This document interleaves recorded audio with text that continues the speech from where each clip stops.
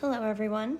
So, today I would like to discuss sensory needs and sensory issues and autism.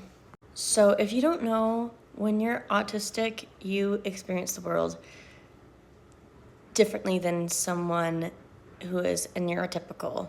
So, for example, if you go to a concert, someone who is okay with the noise, like a rock concert, someone who's okay with the noise might, be chill. Whereas someone who's autistic, they might feel very overwhelmed and overstimulated and might kind of like act like this, like plug their ears, or they might be uncomfortable. And that's what being overstimulated is.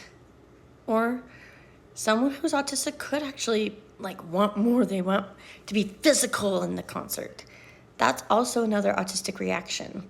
So that's part of having sensory needs, and those look different depending on the autistic individual. So why is that important? So I'm going to teach you some language or lingo called hyper and hypo. It's kind of like a spectrum of words or wordage. So hyper is like extreme. So like when you turn the volume on the TV up, that's hyper, basically. Think about it that way. Hypo means very like under. So like when you're hyperactive, you're very energetic, you're hyper. But when you're hypoactive, you're very mellow, you're very sane, you're very calm. That. So I would like to show you something that I use for my autism. So that way, if I'm feeling overwhelmed, overstimulated, or I need to feel stimulated, I have this on me. So this is my sensory lanyard, or as I like to call it, my mental health first aid kit. Looking at it, you might think, well, that kind of looks weird. But I've had it for about 3 years now, and it has helped me tremendously because of the different things that I have on it. And I look to add more because of what isn't on here. So I have 4 different essential oils on here that help me when I'm overstimulated. So this is adaptive. It actually helps me when I'm on the verge of a meltdown or when I'm feeling anxious. Forgive also kind of helps me with that. I also have like a calming one.